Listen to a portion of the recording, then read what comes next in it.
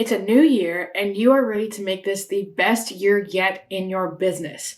But a big part of that is your marketing strategy and how you actually connect with ideal clients, the people that are going to be so excited to work with you. As people who work with the ins and outs of marketing, both in our own business and with our clients, we totally understand how big this can feel sometimes, right? It can feel overwhelming and you just don't know where to start. So that's exactly what I'm going to talk to you about today. Hey, I'm Jessie from Inkpot Creative, and on top of being a brand and web design studio, we also create strategic blog posts for our clients that not only help show off their work, but organically attract their ideal clients. And in today's video, I'm going to go over how you can actually create a blogging strategy that works for you, that isn't super complicated, isn't super difficult, and isn't something that is going to take you hours and hours and hours every single week. Sound like exactly what you're looking for? Let's dive in.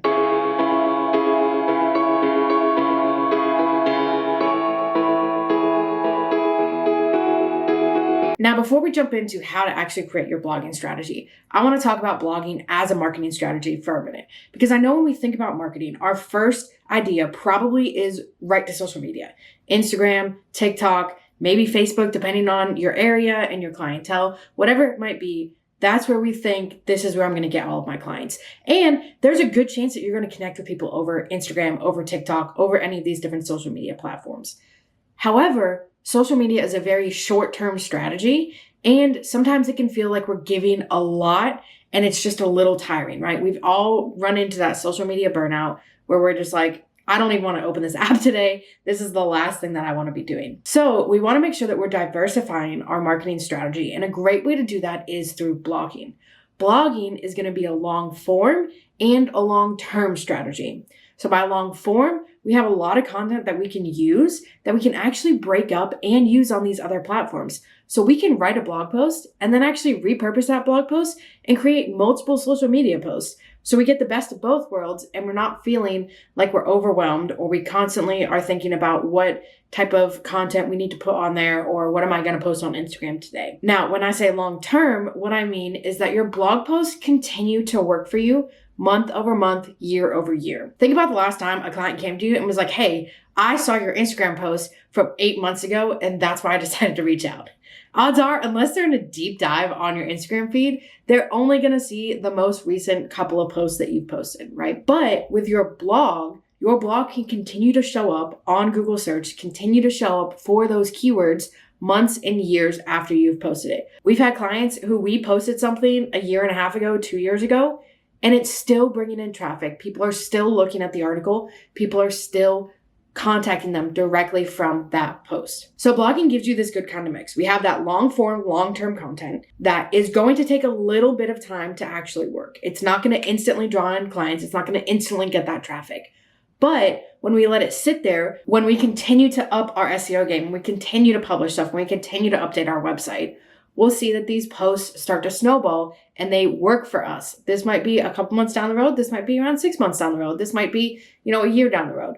But it's going to be something that you do it, you set it, you post it, and you don't have to think about it. And then once you post it, you can repurpose it to get that instant hit on social media. So it really is the best of both worlds. And I know what you're thinking. You're probably sitting there and you're like, that's great, Jessie, but I don't have time to go and write hundreds of posts to help boost this.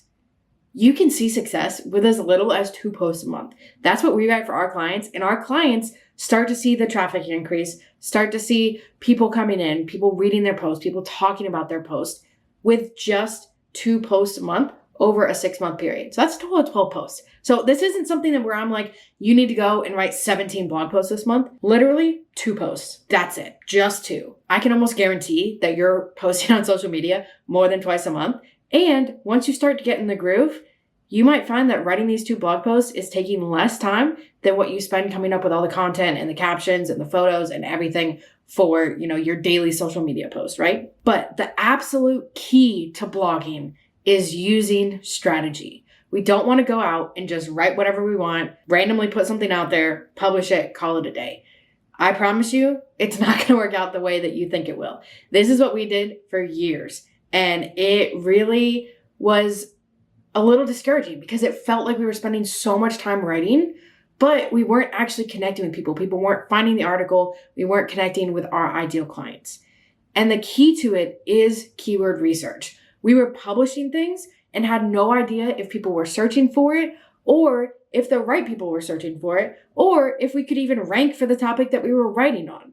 So you want to make sure that you're using a keyword research tool, something like KeySearch or Ubersuggest, where you can look to see if people are actually searching for the keyword, if maybe changing how you say things can make a huge difference in how many people are actually looking for that keyword, and if you're writing something you can actually rank for, or if there's just too many people that are going to outrank you and it's maybe not the best post to write right now. So you want to take a little bit of time, do some keyword research, make sure that what you're writing is actually going to work out for you. And then you'll start to see that grow. You'll start to see it snowball. You'll start to see those posts working for you. So now that we know that it's a long-term strategy, it's something that we can repurpose, and it can work if we put the strategy behind it and do keyword research. Let's talk about what you should actually write about. I know this is something that our clients run into all the time. They're like, I have nothing to write about. Like, I don't know what I'm supposed to post. There's no topics out there that I can do. It's just, I don't know what to do, right? As a photographer, you have an infinite amount of content that you can post on your blog. So I'm going to break down 2 really easy categories that you can look at and think about when it comes to post topics that I guarantee are going to have a ton of options for you to actually plan out your schedule. So the first one we're going to talk about are portfolio pieces. So we absolutely want to use our blog to show off our work, especially when we get to the point where people are coming to us directly from Google.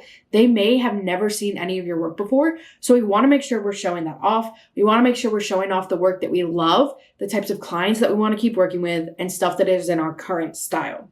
So portfolio pieces are a great way to do that, but we want to make sure that we're doing it strategically. So let's say you have just shot a wedding and you're like, this was incredible. I loved everything about the wedding. If I could copy and paste this wedding and only do something like this for the rest of the year, this is exactly what I would want. The first thing that we want to think about is, what about that wedding can we blog about that is going to actually answer questions, actually be something that someone who does not know this couple is going to care about. The trap that we see a lot of people falling into is they're like, okay, great, I'm going to blog about this wedding and I make this post completely about the couple. That is great. I'm sure your couple loves that they're featured there, but no one else knows who this couple is, and no one else probably really cares about who they are, their wedding, anything like that, right? So what you want to do is pick something about the wedding that you can talk about. The best place to start is going to be the venue itself. So look and see if that venue is a keyword. I can almost guarantee that basically any venue with the word wedding after it or wedding at venue is going to be a keyword. So think about writing the post on the venue and then featuring the wedding that you did there. A great way to do this is breaking down anything about the venue, any special, features to it or things that you loved about it. If they have multiple ceremony spaces, talk about those different spaces and, say if you want an indoor one, they have this great space. If you want an outdoor one, you can do it right by this beautiful lake in, surrounded by trees or whatever it might be. Talk about the different spaces, questions that people who might want to go to that venue would have, anything like that. As someone who has been there and been intimately involved in a wedding there, you are an expert and you can give some insider information to that venue, right? So think about the venue, any information that you can give, and then you can feature the couple. You can talk about their wedding day there. So maybe you do a little bit about the venue at the top of the post, and then at the bottom, you can be like, this was their wedding day there. Here's where they had their ceremony. Here's where they had their cocktail hour. Here's where they had their reception. Here's something really cool they did. Or maybe here is a area of the venue that is a little secluded and a little hidden, but it was perfect for portraits. Whatever you talk about how they actually use the venue, where they went, show off photos of each individual part of the wedding. So that's how you can kind of structure those portfolio pieces. The same thing goes if you're talking about an engagement session. Where did they do it? If it was at a park or if it was at a museum or something like that, talk about that area and then show off how this specific couple used that for their session, for their wedding, whatever it might be. Now, if you have another wedding at the same venue and you're like, hey, I really want to show off this because I loved it, you want to make sure we're not using that same keyword. So we don't want to target that same venue name if that's what we did before.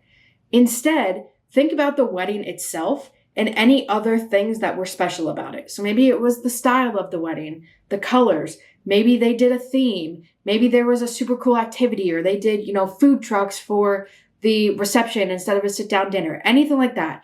Find little pieces of the wedding that other people might want to do in their own wedding or might want to know more about when it comes to planning their own day, and focus on that as the topic for the post. Okay, so we have the portfolio ones. The other side of it, the other kind of topic area that you can focus on is educational posts. And these are great for one of two things.